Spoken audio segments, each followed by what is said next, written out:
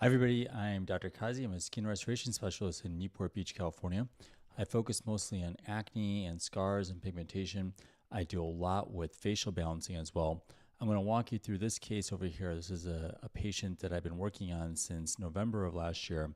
I'll wait for a few more people to join us right now. But we'll go through just how we did this. Really, this is a patient who's Fitzpatrick 6 of African descent, and we were able to get a really wonderful result over here in just a few months, and we're going to continue to get better and better results. I did, in this case actually, I did not actually do anything with I did not do any lasers actually for this patient. I did Subcision and I did TCA Cross, and I also did some Bellafill, but I did not actually end up doing any lasers.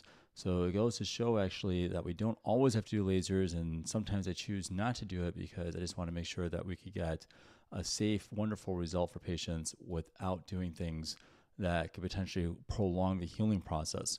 So it's a nice case because you can see that over here what we could do when we do something without energy devices and simply with remodeling and restructuring that scar tissue with subcision and volume replacement, TCA Cross. You can see a lot of improvement over here. Look at that, skin quality is improved. Everything significantly improved. So, that's part of what I do is actually just with volume replacement, things that stimulate collagen, and TCA Cross, Subcision, you can see, look at this improvement. There's still work to be done. I'm fully aware that there's work to be done, but it's like pretty cool that we could get there in Fitzpatrick 6 patient right over here. And you can see all the different steps that we took actually, which really rewarding.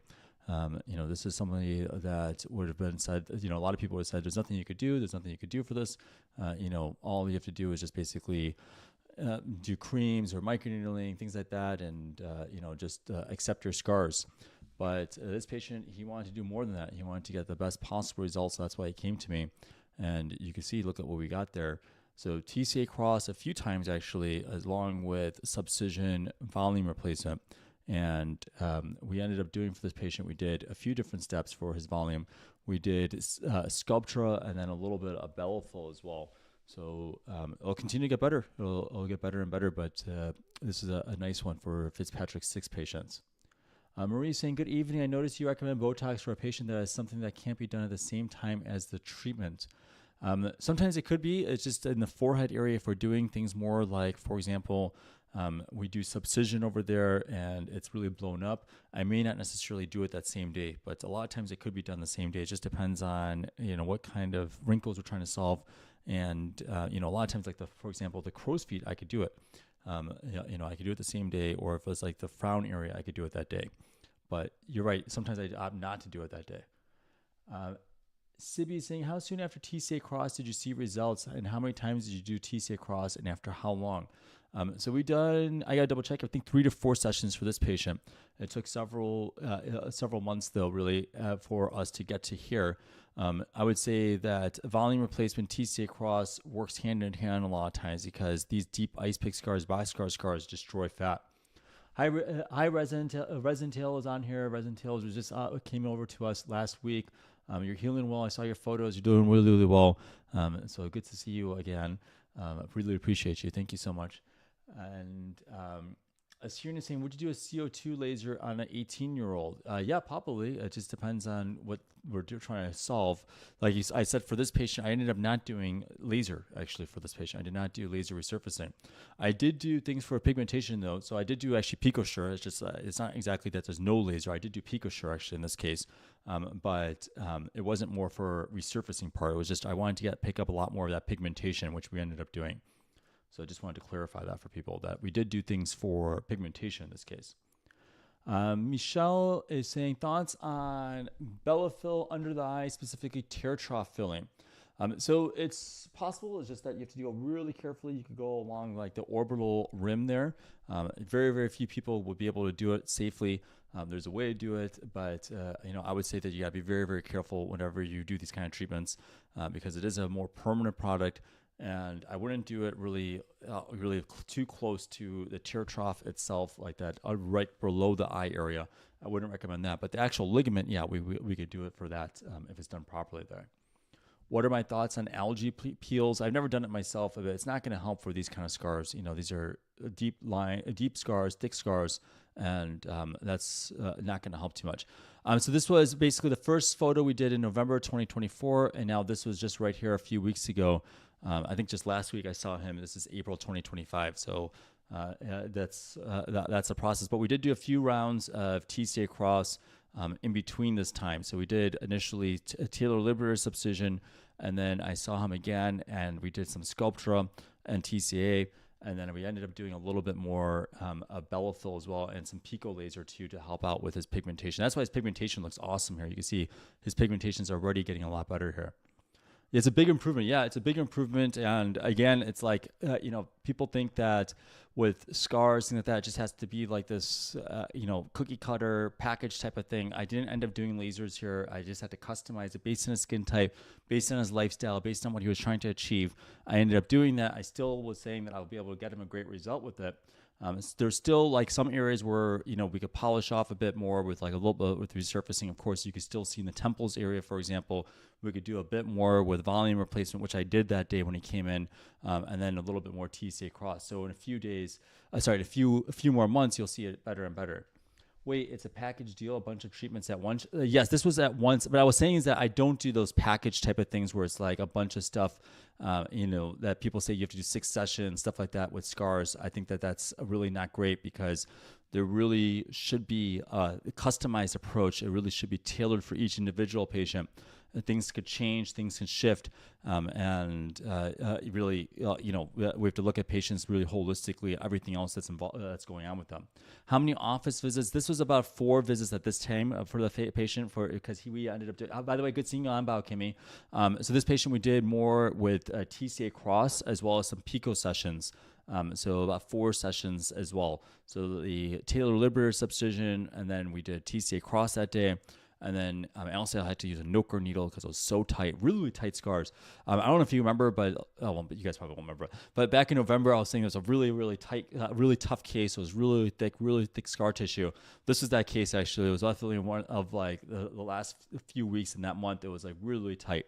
And it worked out really well for us, though, really well. I was like, he lets me share results. And so here he came back now, April 2025, and now we can see, look at that significant improvement here.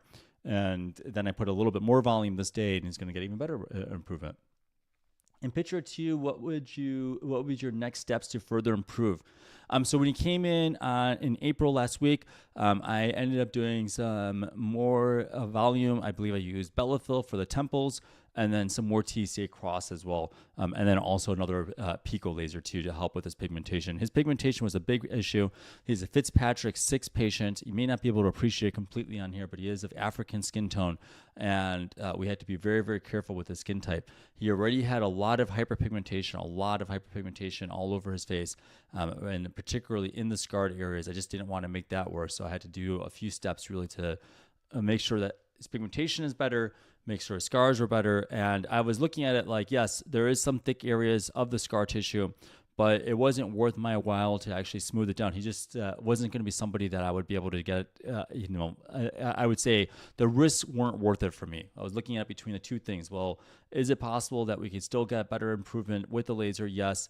But I always like to say I'm going to shoot for the more conservative approach. And even if it takes a little bit longer, ultimately we get the same kind of result, but it's going to be safer for patients. There's some people that want to rush, but with some patient like this, it's a patient, Fitzpatrick 6, there's just no way of rushing really. There's no way of rushing this. You got to go slow. You got to make sure that you could do this in a few different steps. You can't just focus on lasers and energy devices for a patient like this. He's somebody that did a bunch of treatments before, actually, and nothing was working for him. Nothing was improving his skin. And, we can see, look at this significant improvement over here. And I don't know, people are asking what's the percentage over here. I don't know. What is the percentage of improvement over here? People are saying, what percentage of improvement do you try to give for people? At this point, right over here, this is only a few months out. What percentage do you guys say this would be? Because I always say I just don't know. People say it over and over, but I just don't know what that percentage is. If you want to let me know, I'll have a better understanding too sometimes. Because it's like people say, what percentage improvement can I expect? I don't know. I don't know what it is a lot of times, because it's just like I can make it so that we could make this less visible over the course of a year and a half, 2 years for some patients. But I'm not sure what the percentage is going to be. It's a variable, but I'm always going to try to knock it out of the park every single time. I can tell you that. This patient was like, somebody, it was very complex case, very, very complex. A lot of people just would never have done this, never even touched his skin. They said, there's no way we could do it. No way you could solve your scars, blah, blah, blah. And I'm glad they didn't do like dangerous stuff, but some people did, treat him with lasers before, or like microneedling stuff. A bunch of, I forget what it was. It was like a big package that they sold him on, he said. And the time frame between these two photos, this was in November 2024 and April 2025. So that's that process there. And I think that we'll get even better results a few months from now, because at this point, when he came in, I did a little bit of TCA Cross and some more volume, especially in the temple area. I found that there's still some volume loss there that I need to focus on. So people saying, about Kimmy saying 60%, Marie Ferre saying 75 or 80%. And probably somewhere around there. But that's the thing about this percentages stuff, is it's like, it's so, the thing is, the problem is that it's so variable for a lot of people. They don't really know what the percentages is for when they're looking at these photos. It could vary from one person to the next person, so it's really tough to say. All I could say is that what I'm trying to shoot for is that it's just way less visible to yourself, way less visible to other people. I want so that you feel way more comfortable in your skin, more confident in your skin. And there's ways, of course, that we could do this over and over and over again. You see results after results after result of us doing safely in darker skin type. And no one else does this. Again, nobody else showcases darker skin types, because they would have looked at this and said that the only way to do this is with CO2 laser. But I'm not sure what they would have achieved with a CO2 laser in this particular case. It would have helped a bit with some of the thicker parts of the scar. But because we could do, so I also did excisions in this patient too, by the way. I did excision for that, the box scar that's right over here, and I got to double check my chart, but I believe also the one that's in the middle right there as well. But so excisions and subcision, those are things that ended up working very, very well for patients. Volume replacement, those things actually could help out. Do you see more improvement in people with different ethnicities? I think ultimately we can still get there for no matter what your ethnicity is, whatever your genetic makeup is. But some people do respond faster than other people. I'm not sure if it's necessarily really truly genes or ethnicities, and like diet also probably plays a big factor into it. I think certain food is more oily, more inflammatory than other food, and that probably plays a big factor into some people just tend to have more like dairy products as well, just more like oil, and that's probably what it really comes down to, more than necessarily like genetics. But I said before, I find a lot of times South Korean women will be pretty rapid, in terms of like that recovery process, in terms of like the collagen response. It's a lot faster than any other ethnicity that I've seen. And so it's interesting, but I also think that's probable that it's due to food and just like other factors. Like all my patients, they really are very, very good with sun exposure from that part of the world, and really, really good with sunblock, and they just follow the instructions with sun exposure, things like that. And so that may be a big factor. I do say to people now all the time, I try to say to everybody that like we really got to change diet. We really, really do. If you want like these kind of killer results, if you want things that you're going to look back and think this was really, really worthwhile, I'm going to do my part. I will do my part to get you there, but I need you guys to do your part in really making sure that you're like healthy, you're fit. You really have made sure that you're not vaping, you're not smoking. There's just so much vaping, so much smoking now in a certain demographic now. People really, 20s to early 30s, just like, it's just like, so there's so much vaping now. And it's clear that there's just like, it's just continuing, and we got to stop that, because it's just delaying your collagen response. Of course, it's damaging your lungs, but it's really, for our purposes, it's damaging your collagen response, making that so that your skin is more oily, you have more inflammation. So if you're planning on seeing me, really, really strongly consider quitting smoking, quitting vaping. You're going to find that you get a better result that way. Stop drinking, do things like that. Just stop things that are potentially inflammatory, things that are not going to help with the healing process, the aging process. You want to look really excellent for the rest of your life, and you're going to invest a lot of money with me to do this, and I'll get you there. I will do this. I'll knock it out for you guys to get that done. But you're doing your job to make sure that you're good with sun exposure. You're really making sure that you're healthy, and you're drinking water. You're doing everything else that we say to do. Controlling your acne before we do things. Also, and when I do things, my patient earlier today, we did a cures, and then we're doing the scars, and it's amazing. It's going to be an amazing result now for her because she followed exactly what we needed to do to get that oil control, and that's fine. Whatever we need to do to get that done, we'll do it. Vinod is saying 80% improvement on the cheeks and a 50% improvement on the temples. Appreciate you, Vinod. Thank you so much, by the way, for coming on again. Sophia is saying amazing results, Dr. Qazi. Looks like 80%. For out-of-town patients, how long would we have to wait to do volume replacement like Bellafill after initial treatments like subcision, lasers, and peels? So in some parts of the face, I may be able to do the Bellafill, like, for example, the upper part of the face, but I don't do it usually in the lower part of the face if we do subcision. I also could do Bellafill in the temple area that day, so it's possible that I end up doing it that same day too. So let's talk. We'll see exactly where your scars are and if we could do it that day. Hi, Sailor Moon. Thank you so much. Teffy saying, hey, do you recommend any dermatologists in Chicago? I'm from Chicago. I have a lot of patients from Chicago. I don't think it's changed much. Chicago has not changed much. In my day, it wasn't great.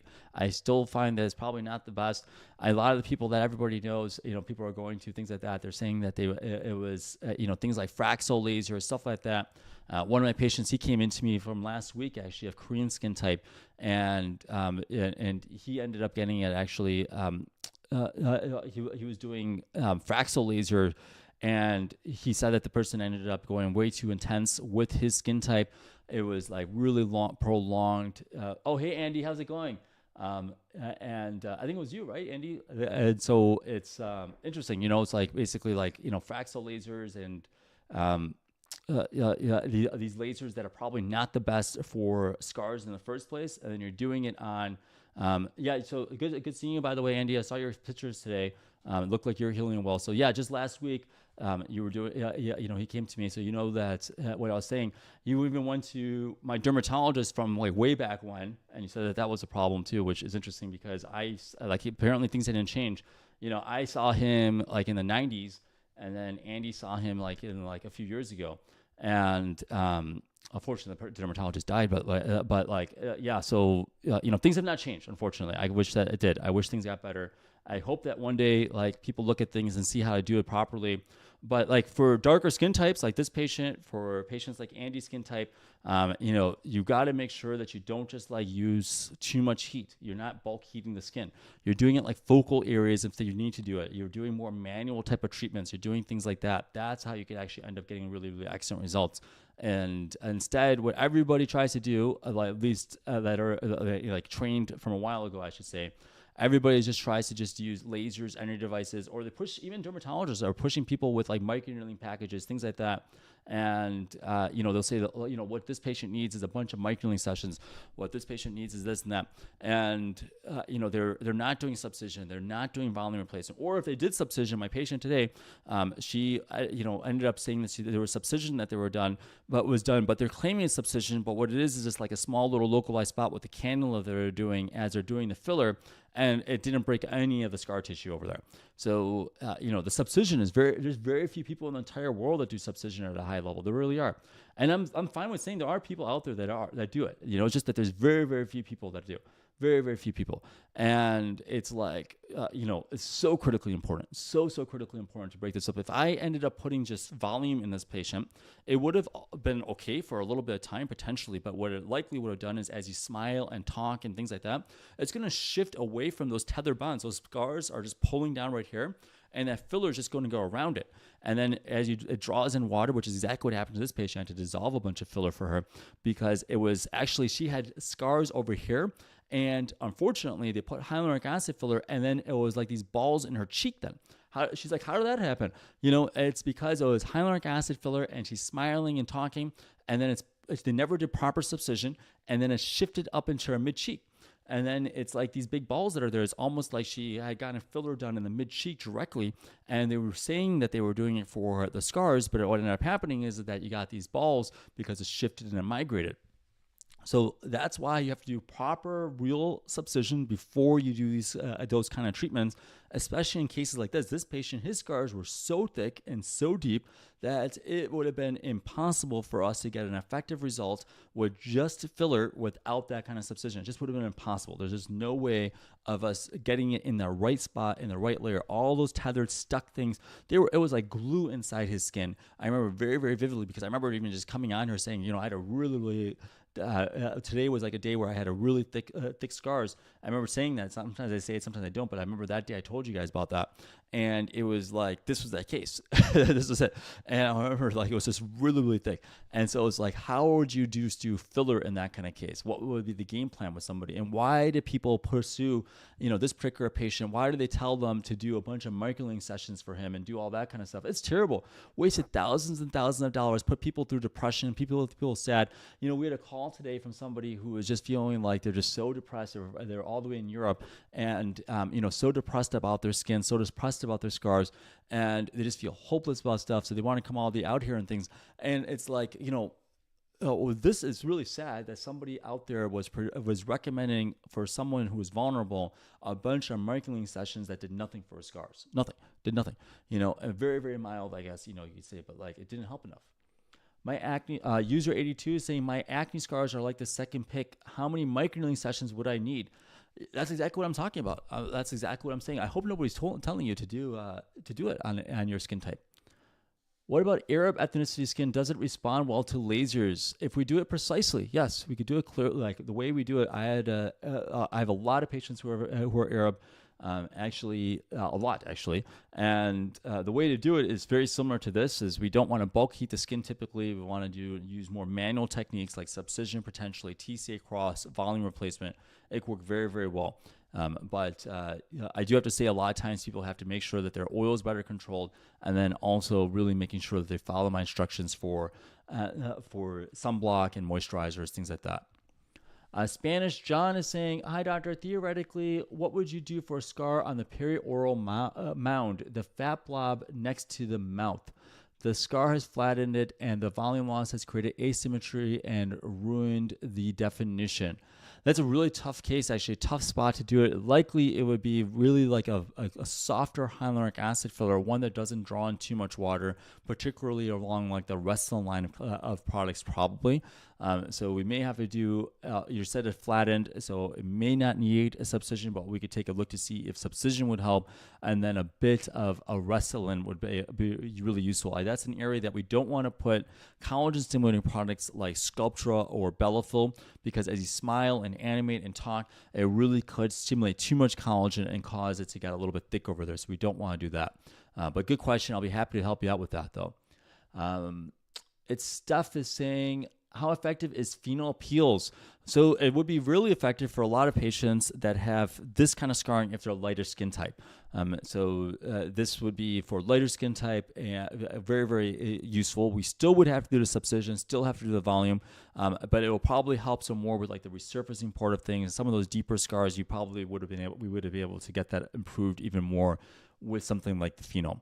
But you could see, look at how effective this particular process was. We did it safely. We did it in a Fitzpatrick 6, so of African skin tone, without pigmentation issues or anything like that occurred.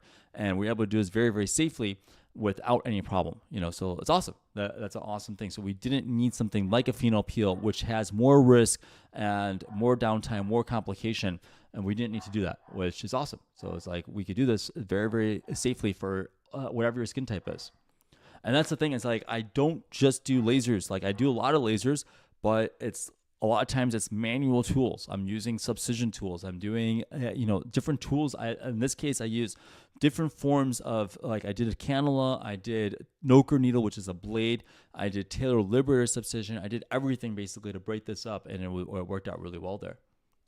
Sophia is saying, I was recommended microneedling with PRP. I really hope not for these kind of scars. I really, really hope not. That would be really ineffective and really inappropriate for somebody to recommend that for you. I really hope that is not the case. Aisha is saying, what treatment for acne scars with melasma? So it depends. We may not do necessarily like this kind of heat or energy device. Maybe we'll do Subcision, TCA Cross, potentially like a low heat laser like erbium laser if it's needed. But maybe not. Maybe we won't do much at all. I'm not sure with like energy devices. It may be other things that we do. It depends on kind of scars you have. If it's more like boxcar scars, then maybe we would do a little bit of laser, but it may not have as much heat, or it's just for like localized spots. It's not like the full bulk heat there.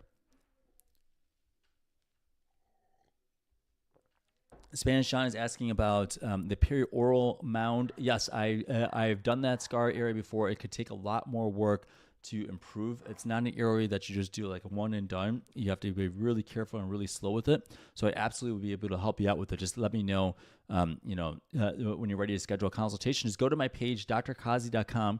You can schedule a consultation either virtually or in person. One of my patients last week, he flew in just from Chicago just to have me take a look at his skin in person, which I always appreciate, really, really do. But you could just do this virtually. You don't have to do it that way. So I'll be happy to help you out with virtual consultations. We could circle the type of scars you have, zoom in on things. Some people, though, I understand, that they want to like meet me, make sure that like I'm a real person, make sure that like things make sense in person when I'm looking at your skin, things like that. I understand that, but we could do this virtually. Most of my patients come from out of town. Most patients we do, that means that most patients we're doing this virtually. Things are very straightforward with the way we do it. I circle the areas that we need to do. I'll talk it over exactly what we have to do. If there's any question about certain things, like maybe about excision, for example, I'll give you an idea of what that would be, but maybe I may not do it that day, or I say we should do it that day. We'll talk about that when you come in, because sometimes I do want to see the exact depth of that, the exact location, how it feels, things like that. But other than that, it's very straightforward. We could pull like this patient, these kind of scars. I have the game plan already mapped out for him. He doesn't have to stress out or worry about it. Spanish Johnson is saying it's where loads of muscles join where his scar tissue is. Yeah, I'll be happy to help with that. It's an area where you may have to do a little bit of subcision for that. The kid is saying, would you recommend fat grafting before or after subcision? I always do subcision before doing volume replacement. So subcision would be my preference. Here and there, if there's some localized spot afterwards, that's okay. But I always like to recommend doing subcision beforehand. Noel is saying, how do you determine if subcision is needed? So it's a really good question. I mean, look at this patient statically, just at rest. He has clear atrophy. It's basically indented. It's pulled down. There's a lot of fat loss. There's just no question that there's a lot of fat loss. Then when you look at it just structurally, why would there be this kind of fat loss? Well, because of the scarring. Typically, when there's this kind of scarring, these kind of thick scars, the scar tissue itself is very, very thick. There's tethered bonds over here. The fat is also scarred. So you're just going to likely need to do something to break it up. And what I always do is anybody who comes and knows me, I always have people smile multiple times and really push their skin, touch their skin, pull their skin, see where it's indented as we do that, see if it's really true volume loss, see if it's really just something that's stuck. And it's not something too easy for the vast majority of patients, vast majority of cases to be able to do at home. But I will say, if your face looks like this, you do need subcision. There's going to be no question that there's going to be stuck, pulled down scars. It's just like you don't have to even move around too much. It's going to be stuck over here, and it was absolutely very, very stuck in this case. He doesn't, if you look at him, he's somebody very skinny patient, doesn't have much volume anyways. So unfortunately, his story is really that his acne was so severe, so cystic, and it destroyed a lot of his skin, as you could see, but also fat. And, he didn't have much fat to give. So it ended up being pulled and stuck for him. And we had to actually break that up really well.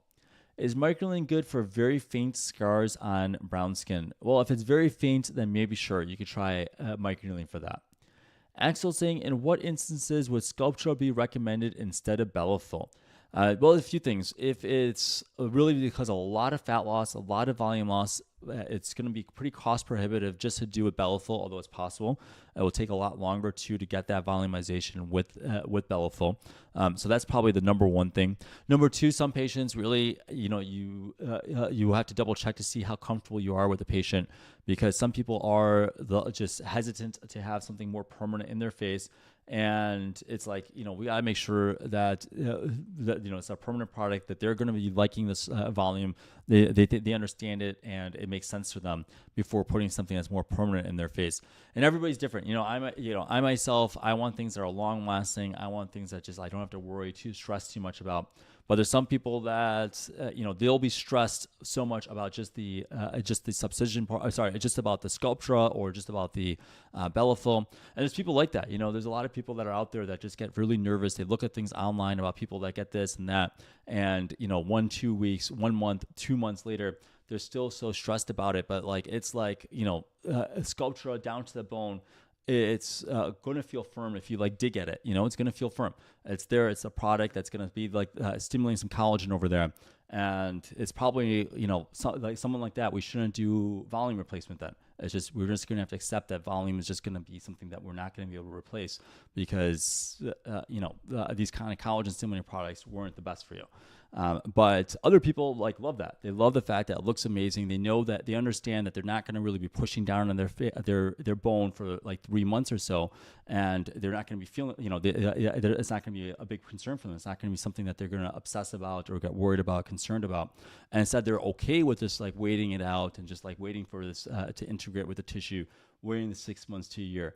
So everybody's different. We have to see kind of what each person is and how they feel like it.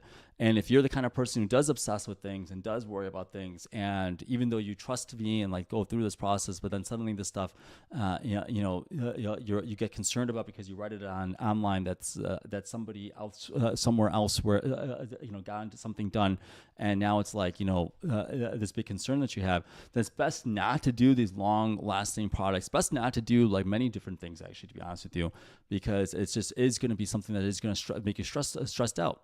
But if it's something where it's you look at things and you thought, listen, came to a point where I want to solve my scars and do it with the best possible way we're going to do it, then absolutely, let's do it. Let's do this over and over and over again. This patient trusted me completely. We got this excellent result over here over this process. It's really about that. It's about how comfortable we both are with us putting a more permanent product like Bellafill in you. And if you're not sure about it, sure, let's do something else. We can do Sculptra.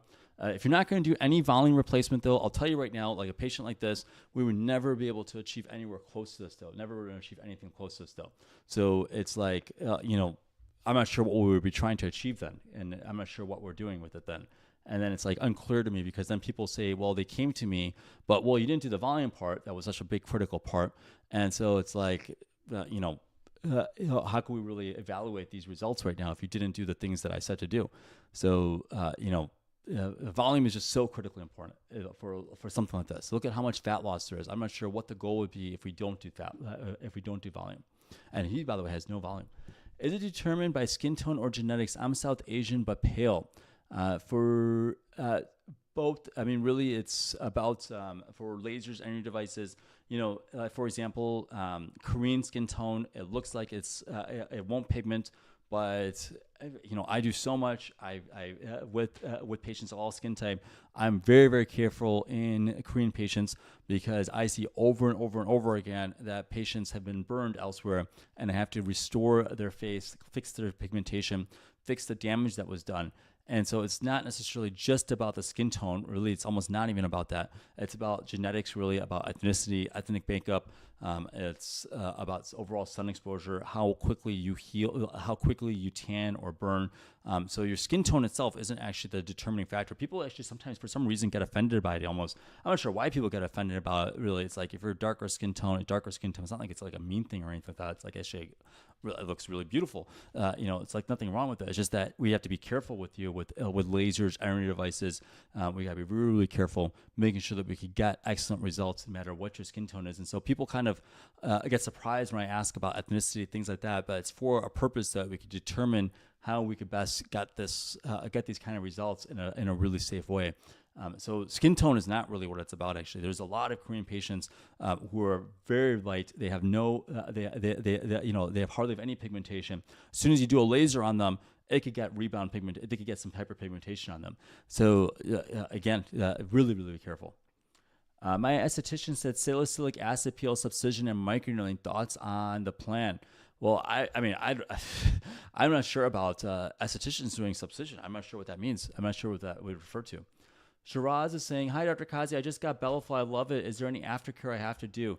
Thank you, Shiraz. For Bellafill, really, you want to make sure that you mostly aren't really touching it. You're just exactly where it's at. So keep it where it's at. Don't really try to massage or manipulate it. That's probably one of the easiest things to forget for people. They think that like Sculptra, you massage, you should do the same thing with Bellafill. You really shouldn't be doing that. Instead, just let it stay there, and unless I said something different, and then also just icing it for a couple days there. But that's all you typically have to do. Gully Clothing is saying, how long does it take for microneedling to work on faint scars? You know, it depends on how faint it is. I'm not even sure if it's going to help too much, to be honest with you. Sometimes for some scars, it could actually make it worse. It can make it wider, actually. And Melina is saying, I have large pore openings on my nose. How can it be treated? So those are likely ice pick scars, and we're going to have to do TCA Cross for those. So we'll do a little bit of acid at the base of those scars, and that'll trigger a collagen response. So that's typically what I end up doing. Spanish John saying, I have this one scar, but it destroyed my face. Spanish John, I'll be happy to help you out. I know what you're referring to. Around the mouth area, that's a sensitive area for people because it looks like, more visible for some people. So I would be happy to help you out at some point. What did I do to achieve these results? I did a few things. I did talar liberal subcision. Well, this is all one session. The first session, I did talar liberal subcision, Noker subcision, blunt canal subcision, and then I also did TCA Cross. Later on, I did a little bit of a Bellafill and Sculptra for this patient, and I've done a few more TCA Cross as well as something called a pico laser for his pigmentation as well. So a few different steps there. It looks awesome. How long is the subcision recovery? Subcision is actually going to be about 4 days for most people. 4 days for most people. Let's see here. Thoughts on TCA peels? It's good for like just superficial pigmentation. Also, it's good for like precancerous lesions. It's good for that. Depending on the percentage, it's a good option for Fitzpatrick 1 through 3. Not so great for darker skin types. So not so great for that. User 76 is saying, best way to get rid of new post-acne hyperpigmentation quickly. Well, sunblock, and then you could likely, if you want to do something over the counter, pick up Eucerin's anti-pigment cream. That could be something that you could try there. So Dija is saying, how would I know if I have tear trough or just skin burn from eye rubbing? I had it for years. Pull down your eye, see how much that pigmentation pulls down with it, and then you can see how much hyperpigmentation you have. It may be that it's not that bad, and maybe that's just Hauenos, but that's a quick and easy way to see. How do I feel about CO2 laser? I do it all day long, so I love it. It depends on what it's treating, though. What are budget-friendly options for scarring? It depends on what kind of scarring you have. Please come to Toronto. I have a lot of patients from Toronto. Today, I don't know if you're on right now, but the patient was saying that there's a patient that was here today actually that flew in from Toronto. Patients the last few weeks, they come every week. We have several patients that come from Toronto area, and they say it's really easy right now to go fly in and out. Actually, really, really easy. So I'll be happy to help you. Gully is saying, what would you recommend for faint acne scars that I could do at home? They're barely noticeable, but I'd like to smooth them out. Well, start with tretinoin. Start with retinoid and do that. That may be a good option there for you. So start with that. Just control a little bit of the oil production. See if that's going to help out with things, but probably not too much more than that. How much does it cost? I'm not sure offhand for this patient, but most patients spend about $5,000 to $7,000. If there's more volume loss, it could get anywhere, $7,000 to $10,000 or so. All right, guys, I appreciate you so much.